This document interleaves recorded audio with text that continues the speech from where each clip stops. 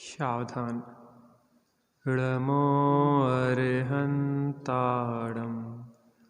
ळमो सिद्धाडं ळमो आयरीयाडं ळमो वच्छायाडं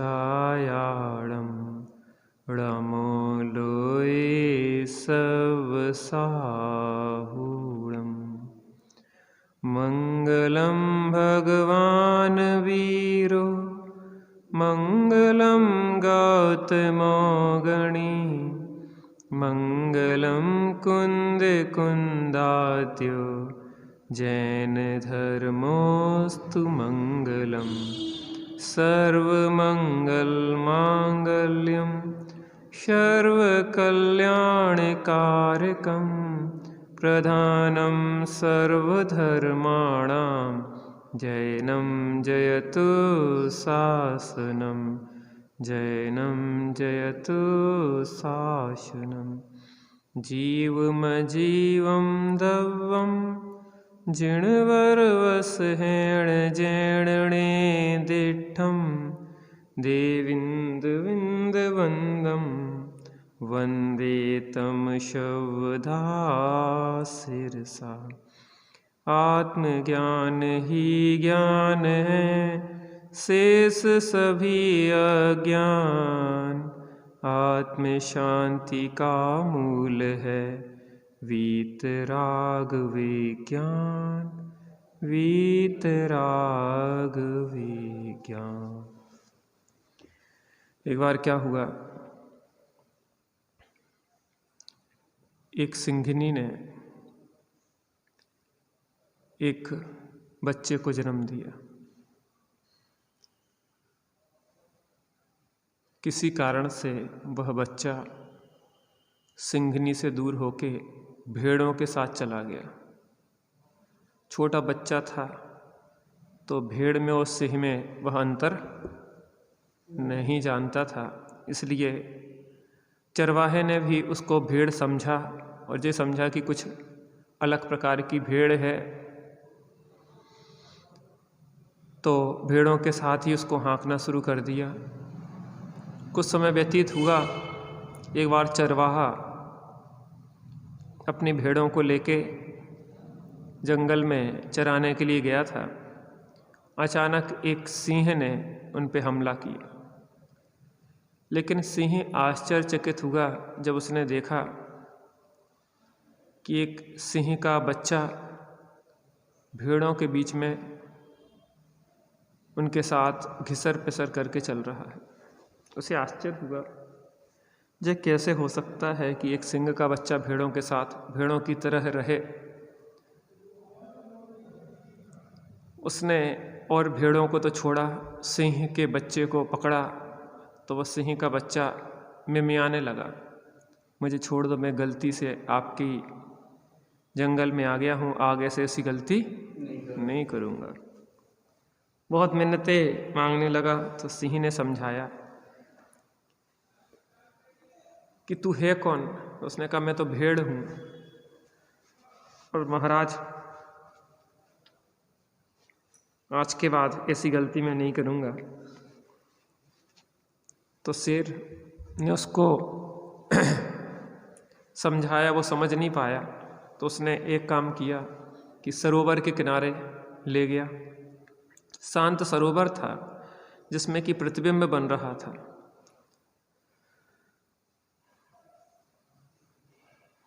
और उसमें उसने अपना चेहरा दिखाया और उस सिंह जो अपने को भेड़ समझ रहा था उसका चेहरा दिखाया, देख तुझ में और मुझ में क्या अंतर है, ध्यान से देख, क्या तेरी सूरत इन भेड़ों जैसी है कि मेरे जैसी है। जब उसने ध्यान से देखा तो उसे समझ में आया कि वास्तव में मैं भेड़ नहीं हूँ, मैं कौन हूँ, सिंह हूँ। और उसने एक जोर से दहाड़ लगाई, पूरा जंगल गूंज गया। उस बड़े सिंह ने कहा, इतनी जोर से गुर्राते हो? कि मैं जीवन भर गुर्राया नहीं, आज मुझे समझ में आया है कि मैं वास्तव में हूँ कौन। ऐसा ही हमारे साथ हो रहा है। हम भगवान हैं, हम चैतन्य स्वरूपी आत्मा हैं, लेकिन हम अपने को मनुष्य, त्रियंच, देव और नार के रूप में देख रहे हैं। इस कारण से उसी संबंधी सुख दुख को भोग रहे हैं। लेकिन जब हमें जिनेंद्र परमात्मा कहते हैं कि तू है कौन, आखिर विचार तो कर, जो मैं हूँ तू है भगवान, तू भी कौन है? मैं कार्य परमात्मा हूँ तो तू भी कारण परमात्मा तेरे अंदर छुपा हुआ है। बस अंतर इतना है कि तू अपने को भूला हुआ है। अपनी चर्चा इसी संबंध में इस परमात्मा होने का विज्ञान या भगवान बनने की विधि के आधार पर चल रही है कि व्यक्ति अपने को केंद्र में जिस रूप में रखता है उसके अनुसार ही परिधि खड़ी हो जाती है। केंद्र में अगर वो अपने को शरीर रूप देखता है तो शरीर के माता पिता अपने माता पिता, शरीर की स्त्री अपनी स्त्री, शरीर की संतान अपनी संतान, शरीर का घर अपना घर, शरीर का परिकर अपना परिकर, सब कुछ अपना दिखाई देता है। और जहाँ अपने को शरीर से हटा के अपने को चैतन्य मूर्ति भगवान आत्मा देखते हैं तो वास्तव में अपने असंख्यात प्रदेश, अपने अनंत गुण, अपना सर्वस्व अपनी उस चेतना में ही दिखाई देता है। अपने साधर्मी, अपने देवशाद गुरु, अपना जिन धर्म, ये अपने दिखाई देने लगते हैं। फिर वो मोही जन अपने दिखाई नहीं देते। इसी बात को यहाँ पे बहुत सुंदर रीति से समझाया जा रहा है सरल भाषा में। 38 नंबर पेज, दूसरा पैराग्राफ। इसीलिए आचार्यों ने बतलाया है कि हे जीव, तू स्वयं को शरीर रूप न देखकर चेतन रूप देख, जैसा कि तू अनादिकाल से है और सदा काल बना रहेगा। स्वयं को चेतन रूप देखना ही तेरी ज्ञान शक्ति को और बढ़ाकर पूर्ण कर देगा। राग द्वेष जनित विकल्पों को हटाकर तुझे शुद्ध कर देगा। तू वर्तमान में कर सकता है, यह तेरा अपना चुनाव है, चाहे स्वयं को तू शरीर रूप देख या चैतन्य रूप। शरीर रूप देखने का फल तो 84 लाख योनियों में अनादिकाल से तू निरंतर भोगता आ रहा है। जिन्होंने स्वयं को चैतन्य रूप देखा वे परम आनंद को प्राप्त हो गए। यदि तुझे भी वैसा आनंद प्राप्त करना है तो तू भी अपने को चैतन्य रूप देख और उसी में ठहर जा। कहीं बाहर नहीं जाना, मात्र शरीर के स्तर से चैतन्य के स्तर पर चले आना है। धर्म सहज, सरल और सुलभ है। बस पर से हट और निज में बस, आएगा चैतन्य आनंद का रस। शरीर के स्तर से हम थोड़ा सा सरकें, शरीर के स्तर से थोड़ा हम सरकें और चेतना के स्तर पे आ जाए तो फिर कोई हमें दुखी करने में सक्षम नहीं है।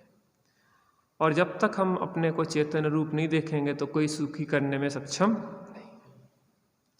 इस क्षण अभी हमें कहीं जाना नहीं है, कुछ लेना नहीं है, कुछ देना नहीं है।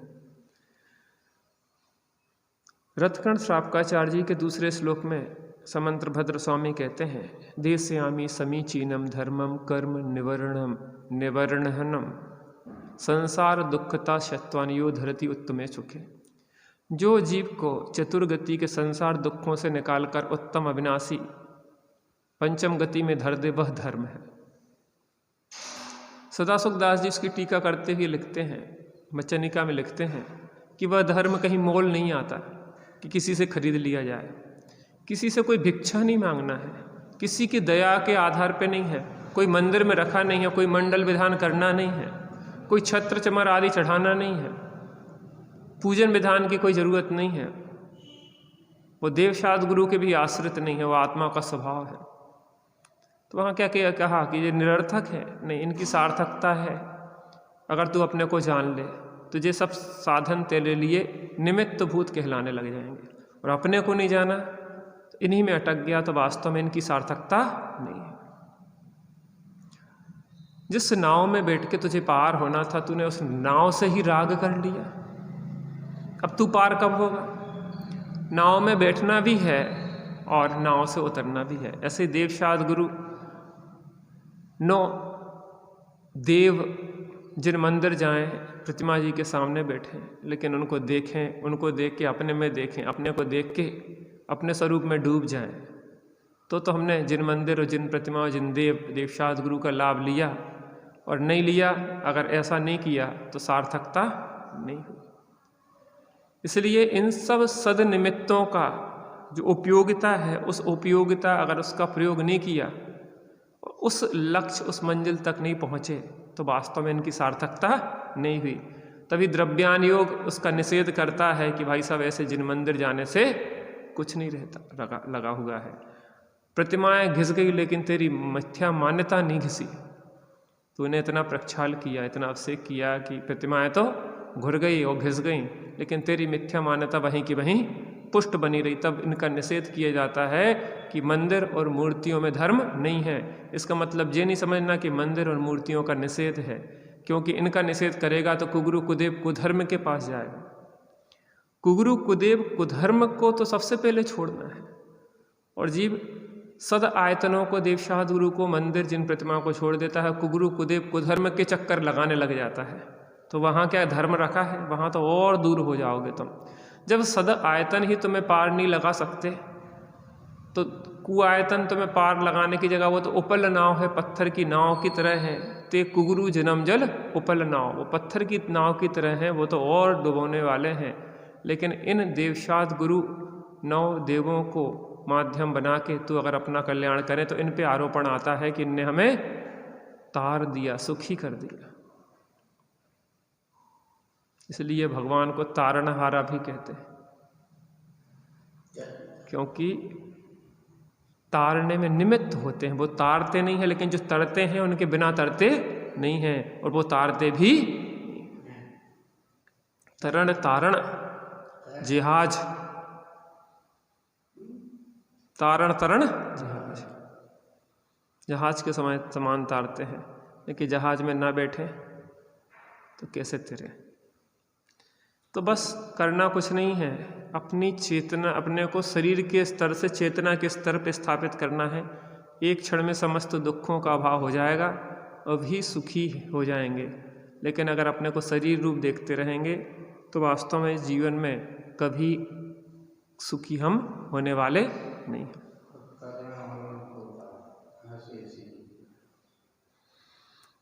आप तेरे पर तारे हैं ऐसे श्री जिनराज। जिस प्रकार शरीर के स्तर पर तू जिनको पड़ोसी समझता है, उनके प्रति तुझ में अपनेपन का राग नहीं होता,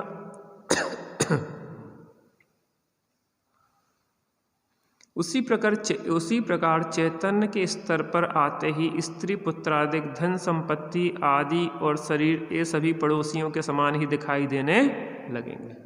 जैसे हम पड़ोसी को पड़ोसी समझते हैं, दूसरे घर को दूसरे का घर समझते हैं, तो उनके प्रति हमें अपने घर और अपने परिवार जैसा अपनापन नहीं आता। हाँ, थोड़ा बहुत राग है, औपचारिकताएं निभाए आएंगे, लेकिन फिर क्या है, वो भी मात्र औपचारिकताएं हैं। दूसरे की हानि हो जाए थोड़ा चू चू कर लेंगे, लेकिन अपने को उसमें तकलीफ उतनी नहीं होती। लेकिन अपना चला जाए तो, क्योंकि वो अपना सर्वस्व लगा है, इसलिए उसमें अपने को बहुत तकलीफ, पीड़ा, खेद होता है। जब हम अपने को चेतना के स्तर पे देखते हैं तो शरीर हमें पड़ोसी की तरह लगता है। शरीर के नाटक हम देखते हैं। श्रीमद जी के साथ एक बार क्या हुआ कि वो कहीं जा रहे थे और अचानक उनका सिर चौखट से टकरा गया बहुत जोर से, और उनके सिर से खून निकलने लगा। उनके साथी ने कहा कि श्रीमद जी, आपके सिर से खून निकल रहा है। उन्होंने कहा, मुझे विचार करना पड़ता है कि शरीर ही मेरे साथ है, क्योंकि मैं अपने को चैतन्य रूप ही अनुभव करता हूँ। क्या विचार करना पड़ता है? कि शरीर ही मेरे साथ। ज्ञानियों को तो ऐसा विचार करना पड़ता है कि शरीर ही मेरे साथ है, लेकिन हमें कि हम चैतन्य भी, हम चैतन्य हैं, ये भी विचार करना पड़ता है। अंदर में महसूस नहीं होता कि हम चैतन्य हैं। होता कि नहीं होता? तू ही शुद्ध है, तू ही बुद्ध है, तू ही गुण खान है, सुन चेतना अब जागना, सुन चेतना अब जागना। तू ही शुद्ध है, तू ही बुद्ध है, तू ही गुण अनंत की खान है, सुन चेतना अब जागना, सुन चेतना अब जागना। कोई कर्म ने तुझे छुआ नहीं, कोई कर्म तुझको छुआ नहीं, तुझे कुछ भी तो है हुआ नहीं, सुन चेतना अब जागना, सुन चेतना अब जागना।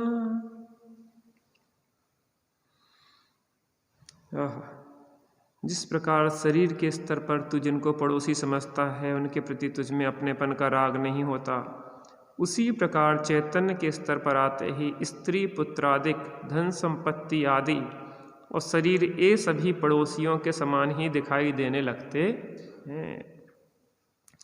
शरीर और चेतन स्वभाव दोनों तेरे पास हैं, तू स्वयं ही अनुभव करने वाला है। शरीर को अपने रूप अनुभव करना तो तुझे आता ही है, शरीर के बजाय उसी प्रकार चैतन्य को अपने रूप अनुभव करना है।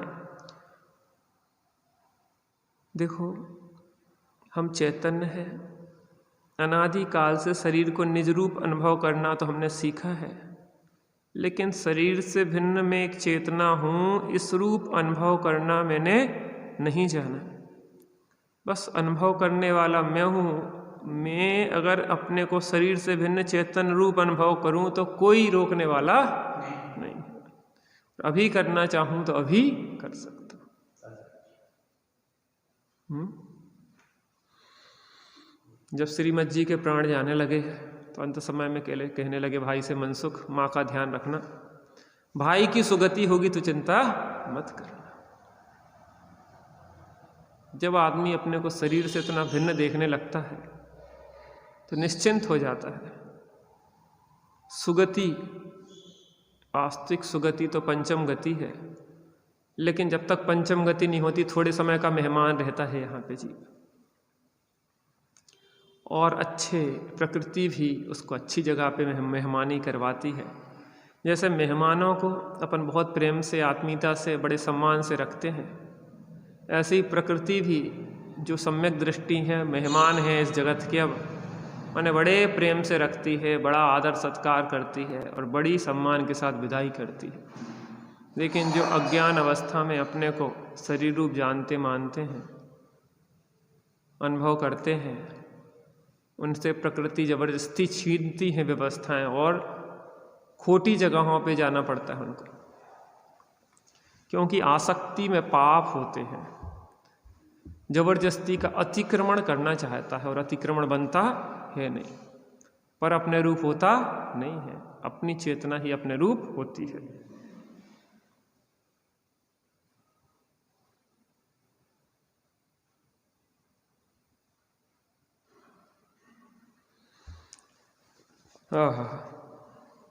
शरीर को अपने रूप अनुभव करना तो तुझे आता ही है, शरीर के बजाय उसी प्रकार चैतन्य को अपने रूप अनुभव करना है। शरीर के स्तर पर तुझे पूरा भेद विज्ञान भी है, दूसरे की चीज को अपना नहीं मानता। व्यक्ति की एक चम्मच गुम जाए और किसी के पास पहुंच जाए और 10 साल बाद दिख जाए तो क्या होता? कि जा चम्मच की किया हमारी है, जा कटोरी हमारी है। कितना भेद विज्ञान है।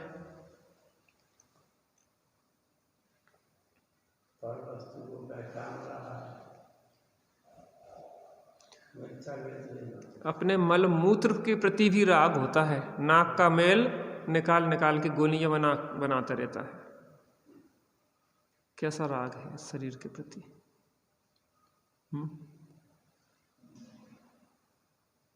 स्वयं चेतना होते हुए ये शरीर की गुलामी कर रहे हैं। मलमूत्र मांस का घड़ा पड़ा सड़ा उठाने तो धरना, निरंतर इसी की गुलामी में हम लगे हुए। तन के मल का विक्षेप किया, तन के मल का ही विक्षेप किया। अब आत्म के उपचार हेतु तुमको चंदन सम हे पाया, होकर निराश सब जग भर से अब सिद्ध शरण में। किनकी शरण में जाना है?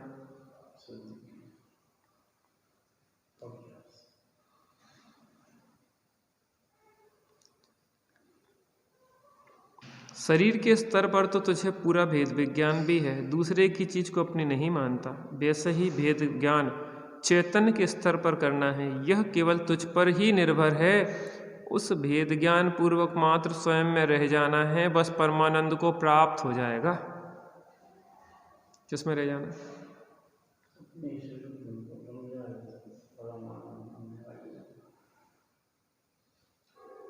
पंडित जी,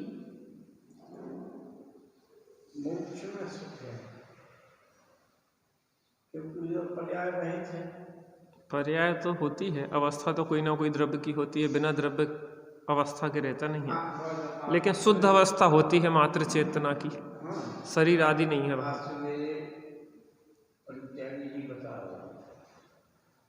तो आप वैसे आम धारणा जो पर्याय नहीं होती है। अपन को आगम की आंख से देखना है, आम धारणाओं से नहीं देखना है। पर्याय का मतलब ये होता है, जहाँ कहते पर्याय नहीं है तो मनुष्य त्रियंच देव और नारी की रूप अवस्था नहीं होती है, लेकिन वो सिद्ध अवस्था पंचम गति है और उसमें भी निरंतर परिणमन होता है। क्योंकि उत्पाद व्यय ध्रुव्य युक्तम सत सत द्रव्य लक्षणम, सत द्रव्य का लक्षण है, वो सत है उत्पाद व्यय और ध्रुव युक्त। निरंतर बदलते हुए भी ना बदलना और ना बदलते हुए भी बदलना। वहाँ पे एक रूप पर्याय होती है, शुद्ध शुद्ध शुद्ध शुद्ध शुद्ध पर्याय होती रहती है। इसलिए एक रूप होने के एक जैसी है, एक जैसी है, एक नहीं है लेकिन पर्याय एक जैसी शुद्ध शुद्ध शुद्ध चलती रहती है अनंत काल तक।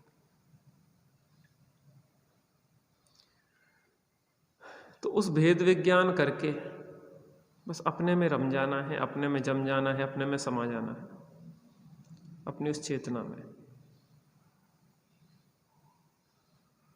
अपने सिवा हर हमारा कुछ भी नहीं है।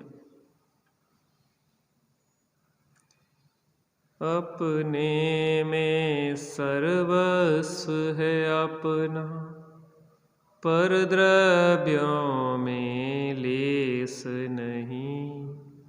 हो विमूढ़ पर में ही क्षण क्षण, करो व्यर्थ संक्लेश नहीं। अरे विकल्प अकिंचित कर ही, ज्ञाता हो ज्ञाता ही रहो। व्यग्र न हो क्षुब्ध न हो, चिदानंद रस सहज पियो।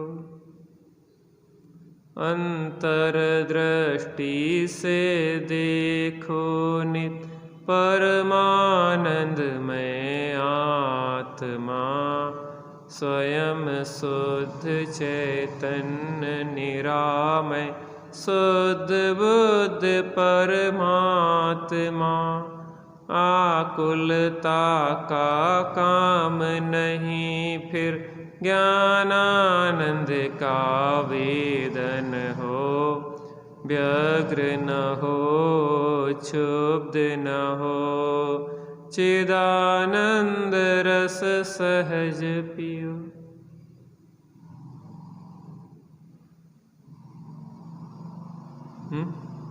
क्या का रस पियो? चिदानंद, चैतन्य के आनंद का रस पियो। आचार्य और आगे कहते हैं कि हम उसी परमानंद का भोग कर रहे हैं। एक बार हमारी बात केवल एक घड़ी के लिए मानकर समस्त पर पदार्थों से अलग अपने स्वरूप को, चैतन्य रूप को जैसा कि तू वस्तुतः है देख ले, तो तेरा अनंत काल का दुख समाप्त हो जाएगा। और जैसा कि तू स्वयं को आज तक देखता आ रहा है शरीर रूप और राग रूप, वैसा तू कभी ना कभी था, ना है और ना ही कभी हो सकेगा। हम उसी परमानंद का भोग कर रहे हैं।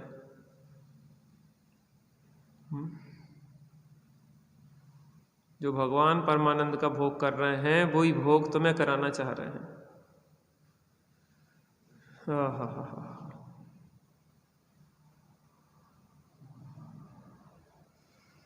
अहो चैतन्य आनंदमय सहज जीवन हमारा है, अनादि अनंत पर निरपेक्ष ध्रुव जीवन हमारा है। हमारे में न कुछ पर का, हमारा भी नहीं पर में, द्रव्य दृष्टि हुई सच्ची, आज प्रत्यक्ष निहारा है। अनंतों शक्तियाँ उछले, सहज सुख ज्ञान में विलसे, अहो प्रभुता परम पावन, वीर का भी न पारा है। नहीं जन्म नहीं मरता, नहीं घटता नहीं बढ़ता, अगुरु लघुरूप ध्रुव ज्ञायक, सहज जीवन हमारा है।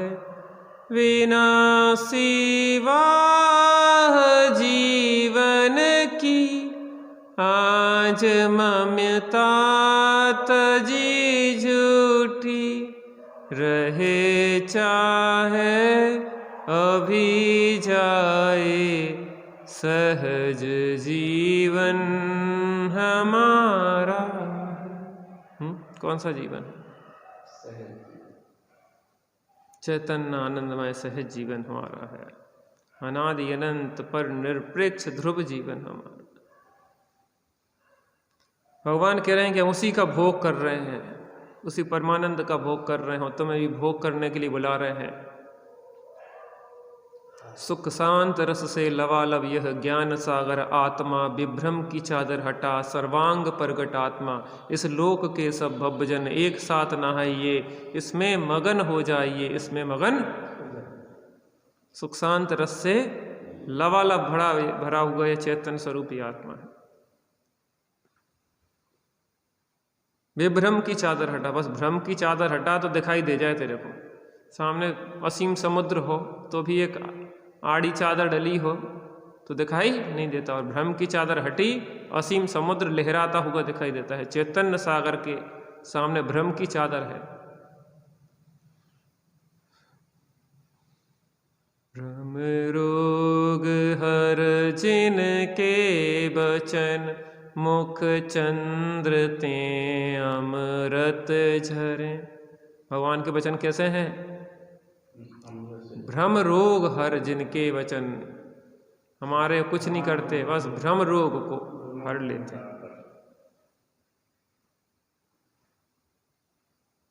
जहां भ्रम हटता है तो भ्रमण हट जाता है। आचार्य देव निमंत्रण दे रहे हैं, आइए आइए पधारिए।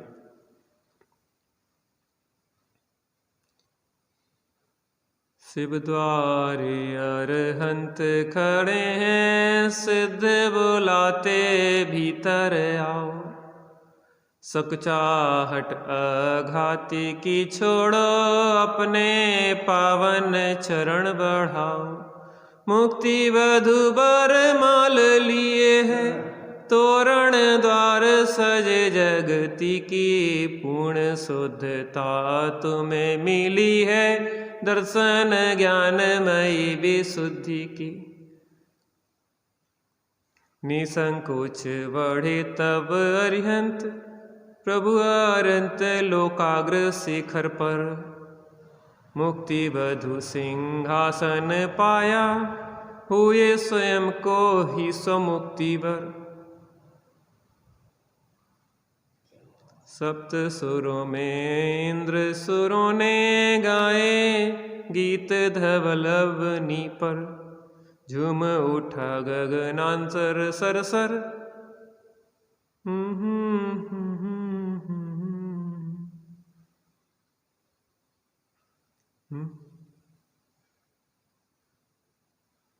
शिव द्वारे अरिहंत खड़े हैं और सिद्ध बुलाते भीतर आओ।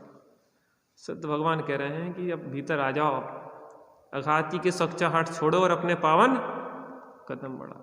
मुक्ति वधु बरमाला लिए खड़ी हुई है। ऐसे ही हमसे हमारे गुरु भगवान कह रहे हैं कि अब अपनी मिथ्या मान्यता को छोड़ो और अपने समीचीन मार्ग पे आ जाओ। मुक्ति सुंदरी तुम्हारा इंतजार कर रही है। मुक्ति वधु के कंत तुम, तीन भुवन के राज। वे कह रहे हैं तुम भी मुक्ति वधु के कंत बनने के लिए पूरी तरह से सक्षम हो। वो इंतजार कर रही है।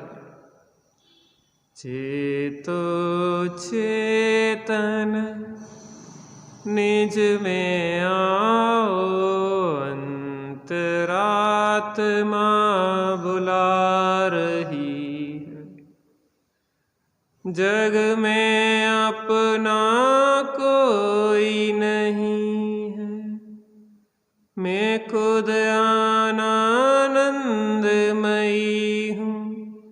एक बार अपने में आ जा, अपनी खबर क्यों भुला रही है।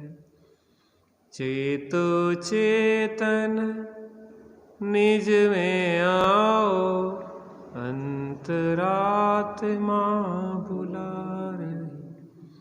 निश्चय से तू सिद्ध प्रभु सम, कर्मोदय से धारे है तन। शादवाद के इस झूले में माँ जिन वाणी झुला रही है। चेतो चेतन निज में आओ, अंतरात्मा बुला रही। आचार्य देव कहते हैं कि हम उसी परमानंद का भोग कर रहे हैं। एक बार हमारी बात केवल एक घड़ी के लिए मानकर समस्त पदार्थों से अलग अपने स्वरूप को, चेतन स्वरूप को जैसा कि तू वस्तुता है देख ले, तो तेरा अनंत काल का दुख समाप्त हो जाएगा।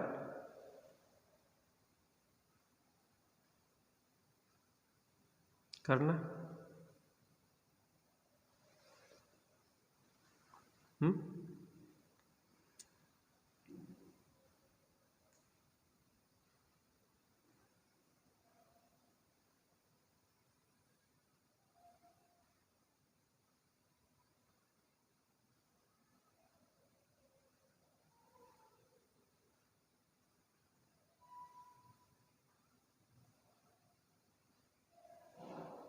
भैया जगवासी तो दास होए के जगत सो।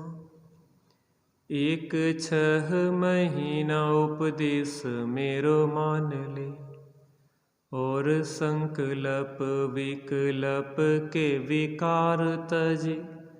बैठ के एकांत मन एक ठोर आन रे। तू ही सर जल ताको, तू ही है कमल ताको, तू ही मधुकर है सुवास पहचान ले। प्राप्ति न होय है कछु ऐसो तू विचारत है, सही होए है प्राप्ति स्वरूप यूं ही जान ले। सही होए है प्राप्ति स्वरूप यूं ही जान। ज्ञानी जन कह रहे हैं, क्या कह रहे हैं? भैया जगवासी तू उदास होए के जगत सो। हे जगवासी भैया, तू संसार से उदास होके 6 महीने मेरी बात मान ले।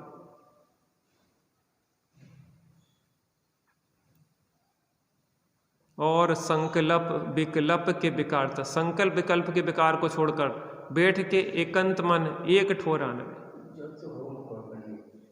बस चाह तो नहीं है, तो चाह नहीं हमारे अंदर तो दुखों का कारण चाह गई चिंता गई मनुआ बेपरवाह, जिनको कछु नहीं चाहिए बे नरसा हंसा।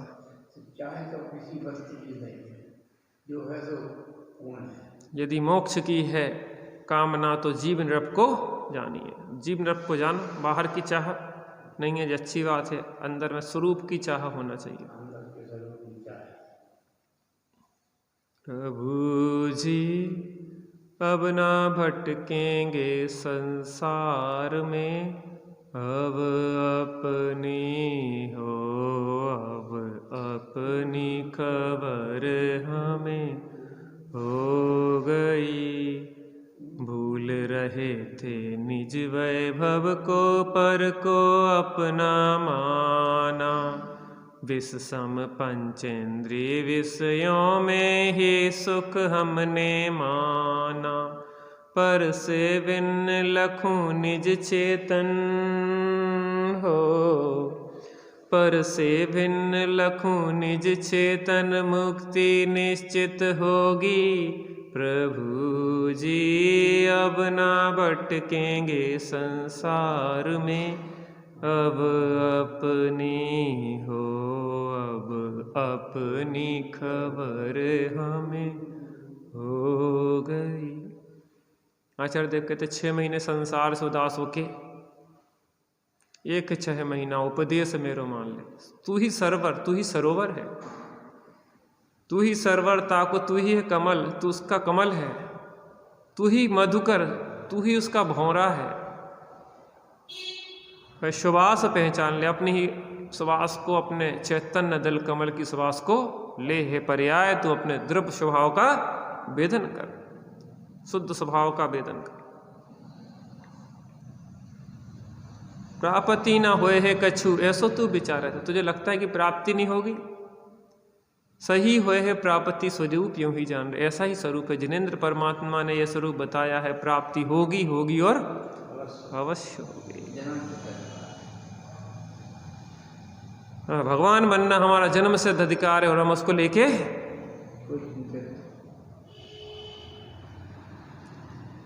वाह देख ले तो तेरा अनंत काल का दुख समाप्त हो जाएगा। और जैसा कि तू स्वयं को आज तक देखता आ रहा है, शरीर रूप और राग देश रूप, ऐसा तू ना था और ना है और ना ही कभी हो सकता है। चेतन रूप देखे तो तेरा दुख समाप्त हो जाए। और आज तक हम राग देश काम क्रोध रूप देख रहे थे, वैसा अपन है नहीं, इसलिए उस मान्यता को छोड़। ऐसी तू मान्यता को छोड़, तेरा प्रभु तुझ ही में डोले। वीर प्रभु जी के बोल, तेरा प्रभु तुझ ही में डोल। क्यों जाता गिरनार, क्यों जाता काशी, क्यों जाता गिरनार, क्यों जाता काशी। घट ही में है तेरे घट घट का वासी, घट ही में है मेरे घट घट का वासी। अंतर का कोना टटोल, तुझ ही में डोले। वीर प्रभु जी के बोल, मेरा प्रभु मुझ ही में डोले। बस क्या करना है, अंदर की घुंडी को, मिथ्यात्व की घुंडी खोलोगे तो चैतन्य प्रभु के दर्शन। यह शरीर जड़ पदार्थ है, इसकी कोई भी कैसी व्यवस्था तो चैतन्य को प्रभावित नहीं कर सकती। वे सुकमाल मुनिराज, राई का दाना जिनको बिस्तर पर चुभता था, काया की सुध नाही, गीदड़ तन भक्ते देखे। मोक्ष के प्रेमी हमने, कर्मों से लड़ते देखे। मखमल पर सोने वाले, पत्थर पर चलते देखे।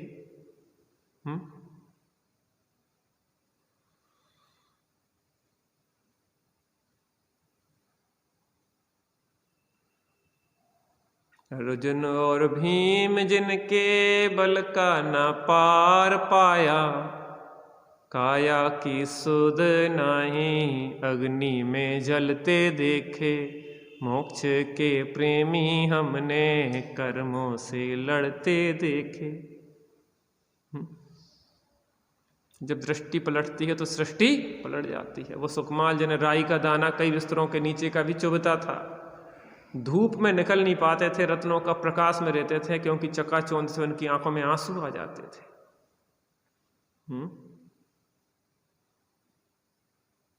जो चावल कमल में रात भर भिगो के रखे जाते थे, वो इतने मुलायम होते थे, उन चावलों को वो खाते थे। और एक समय जहां दृष्टि पलटी तो सृष्टि पलट दी। गीदड़ उन्हें खा रहे हैं और उन्हें कोई भी चिंता नहीं।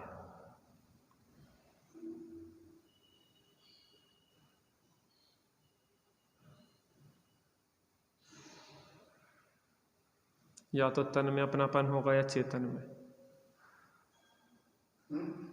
तन में अपनापन होगा या चेतन में, या काम या राम।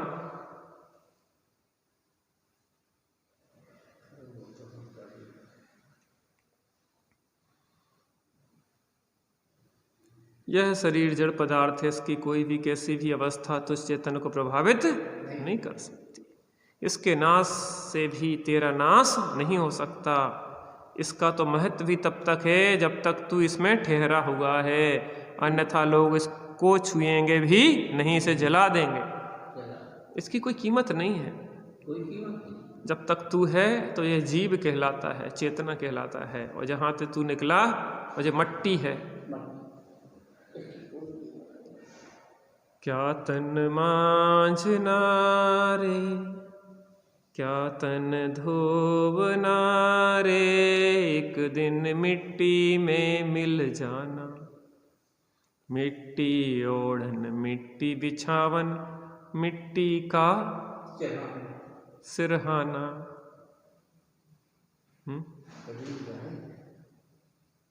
क्या तन मांझना रे, क्या तन धोबना रे, एक दिन मिट्टी में मिल जाना।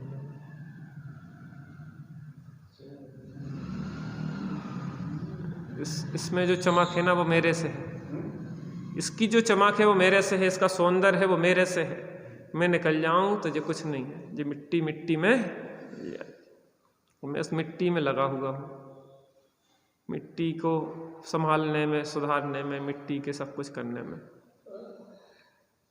चेतना को इसकी नौकरी में लगाया हूँ। चेतन राजा होके, एक राजा अपने पुत्र को छोड़ के जा रहा था। उसने अपने भाई से कहा, भाई तुम देखना जब तक ये बड़ा ना हो जाए, तुम संभालना राज्य। राज संभालता था और उसका जो राजकुमार था बड़ा हो चला था, तो थोड़ा सा खाने पीने की व्यवस्था, रहने की मकान वगैरह की व्यवस्था कर देता था। वो तो उपकार मानता था कि हमारे चाचा बहुत अच्छे हैं, फ्री में दे रहे, सब क्या दे रहे, फ्री में खाने पीने रहने की व्यवस्था दे रहा है। उसको पता नहीं है कि तेरा राज्य वो लिए हुई है, हड़पे हुई है। तो ये तो 2 कोर डाल देता है कुत्ते की तरह, और तो उसमें संतुष्ट है। ऐसे चैतन्य का पूरा राज्य जो कर्म हड़पे हुए हैं, थोड़ा सा कर्म का आवरण हटता है, थोड़ा ज्ञान प्रकट हो जाता है तो अहंकार करता है कि मैं कितना ज्ञानी। अरे तेरा ज्ञान स्वभाव ऐसा है कि तेरे एक समय की पर्याय में लोकालोक तेरे ज्ञान में झलक जाए। सकल द्रव्य के गुण अनंत पर्याय अनंता, जाने एक ही काल प्रकट केवली भगवंता।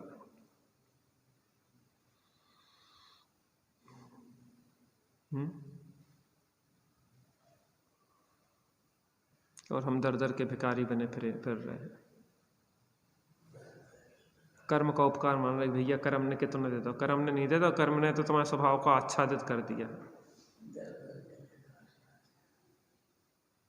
वो समझ रहा है कि चाचा बहुत अच्छे, चाचा अच्छे नहीं है, चाचा तुम्हारी पूरे राज्य कोहड़े पे बैठे, तुम्हारे लिए 2-4 टुकड़े डाल देते हैं तो तुम प्रसन्न हो रहे, तुम तो उसको हटाओ और तुम बैठ जाओ राजगद्दी पे, तुम्हारा तो वो प्रभुत्व है।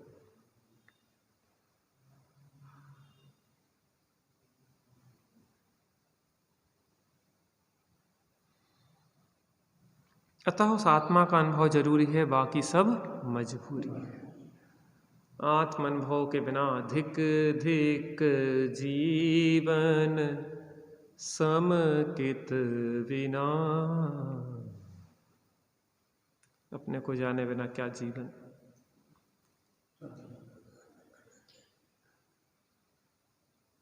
जीवित तो शक्ति से जीता हूं मैं।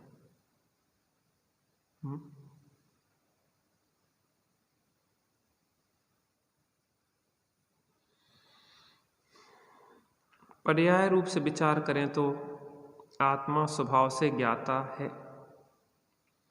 और विकार रूप से विकल्पों का करता है। पर्याय रूप से क्या है, विचार करते हैं तो आत्मा क्या है, ज्ञाता दृष्टा है। स्वभाव देखा जाए, पर्याय स्वभाव भी क्या है उसका, ज्ञाता दृष्टा है। द्रव्य स्वभाव तो शांत निराकुल ज्ञाता दृष्टा है, लेकिन पर्याय का भी क्या स्वभाव है, ज्ञाता दृष्टा। जल का स्वभाव तो शीतल है ही, लेकिन पर्याय में भी उसका स्वभाव क्या है, शीतलता, क्योंकि जब हम बाहर से अग्नि से हटाते हैं तो स्वभाव की ओर वो ढलना शुरू हो जाता है, पर्याय में भी शीतल हो जाता है। इसे हमारा भी स्वभाव क्या है, ज्ञाता दृष्टा है। विकार और दृष्टा है और विकार रूप से विकल्पों का करता है। विभाव रूप से स्वभाव देखा जाए, विभाव भी व्यवहारिक परिणमन की शक्ति भी उसका भी उसकी स्वयं की सामर्थ्य है। राग देश रूप परिणमन की सामर्थ्य उसमें ही है। जैसे कि स्फटिक मणि है, स्फटिक मणि में ही लाल पीले हरे रंग रूप परिणमन करने की क्षमता है डाक के निमित्त से, नहीं तो जिसमें क्षमता नहीं हो वह दूसरे पत्थरों में तो वो स्वरूप परिणमित नहीं होते। तो वो भी उसका व्यवहारिक रूप परिणमन की शक्ति उसमें ही है, उसी की सामर्थ्य है। जीव और पुद्गल में अन्य 4 द्रव्य तो स्वभाव रूप ही परिणमन करते हैं। इसके अलावा जीवन मरण, लाभ हानि, संयोग वियोग, बाहरी परिस्थितियां पुण्य पाप के उदय के फलस्वरूप होती हैं। क्या होते हैं, कर्मों के फलस्वरूप क्या होता है, जीवन मरण। आयु कर्म से है तो वो जीवन बना रहेगा, आयु का क्षय हो जाएगा तो मरण होगा। पुण्य का उदय है तो लाभ है, पाप का उदय है तो हानि है। संयोग वियोग, बाहरी परिस्थितियां पुण्य पाप के उदय के फलस्वरूप होती हैं, कर्म के उदय के फलस्वरूप होती हैं। पुण्य पाप रूप कर्म के जीव ने अपने विकारी परिणामों से बांधी है। पुण्य पाप कर्मों को कैसे बांधा है इसने, जीव ने स्वयं अपने ही विकारी परिणामों से बांधा है।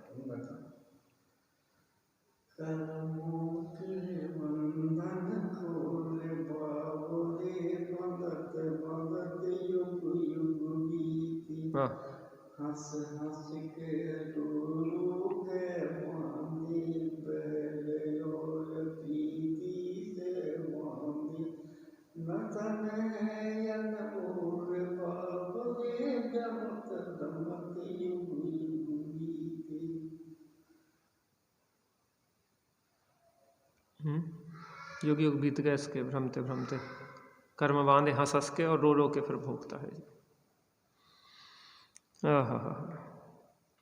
पुण्य पाप रूप कर्म के जीव ने अपने विकारी परिणामों से, कर्म को जीव ने अपने विकारी परिणामों से बांधा है। फल कर्म के अनुसार कर्म के समय पर होते हैं। यह जीव उन कर्म के फलों को अपना कार्य मानता है और मानता है कि ये मेरे करने से होते हैं। उन कर्म के फलों में अनेक प्रकार के विकल्प करता है। जो भी कर्म के उदय में आता है उसमें क्या करता है, विकार करता रहता है।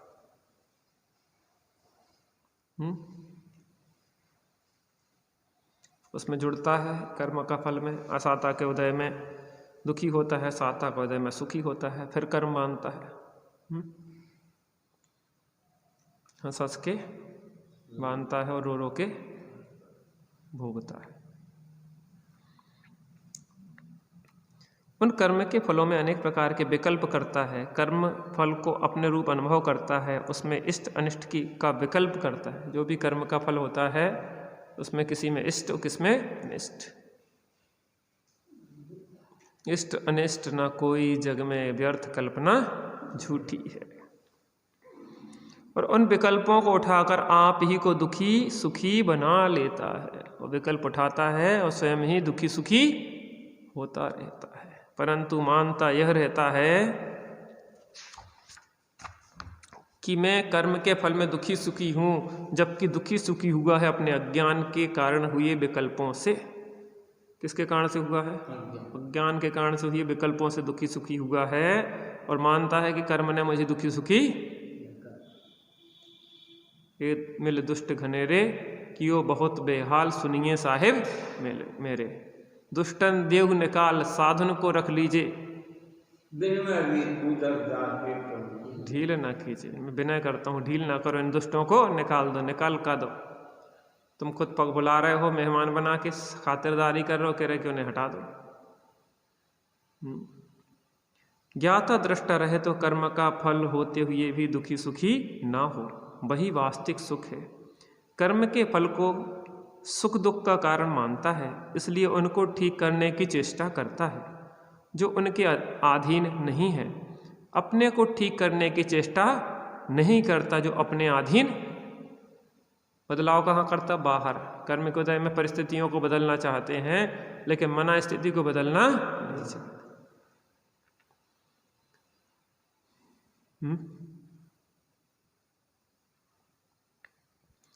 कर्म तो जो बंधे हैं वे अपने समय पर फल देंगे। अगर यह उनमें इष्ट अनिष्ट विकल्प ना करे तो इसने फल नहीं लिया, आकुलता नहीं हुई, नया बंध भी नहीं हुआ। अतः यह दूसरों की वजह से दुखी सुखी नहीं है, अपने अज्ञान से हुए विकल्पों की वजह से दुखी सुखी है। यदि अपने अज्ञान का नाश करे तो विकल्पों का भी नाश हो जाए और विकल्पों के अभाव पूर्वक ज्ञाता दृष्टा रहे तो वास्तविक सुखी हो जाए। दुखी कैसे हैं अपन? पर के कारण से नहीं है, अपने ही अज्ञान के कारण से दुखी है। और जीव अगर अपना अज्ञान दूर कर दे तो कोई इसको दुखी करने में समर्थ नहीं। आत्मज्ञान ही ज्ञान है, शेष सभी अज्ञान।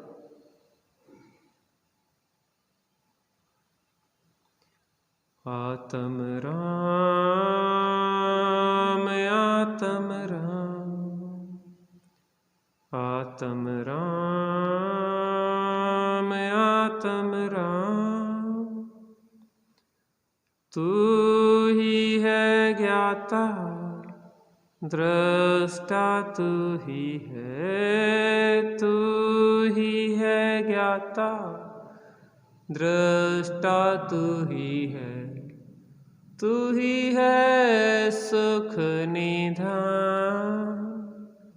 आत्म राम आत्म राम आत्म राम आत्म राम, जग में साचो शरण धाम। आत्म राम आत्म राम, तीर्थंकरों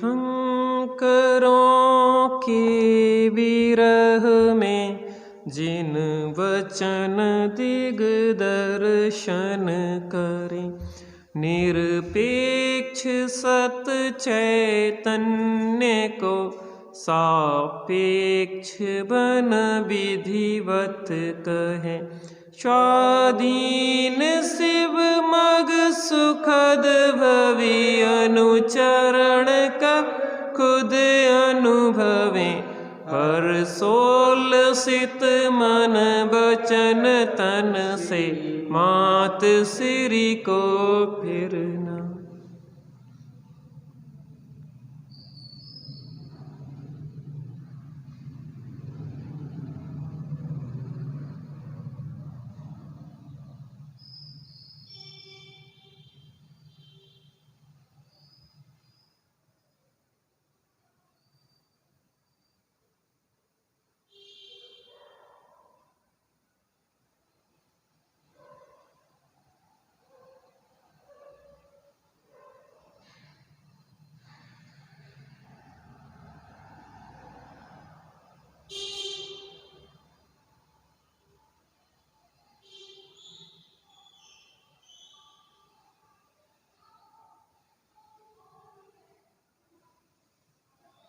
द्वादश माणी माता की जय, महाजयंतन की जय, पंचपरमेष्ठी।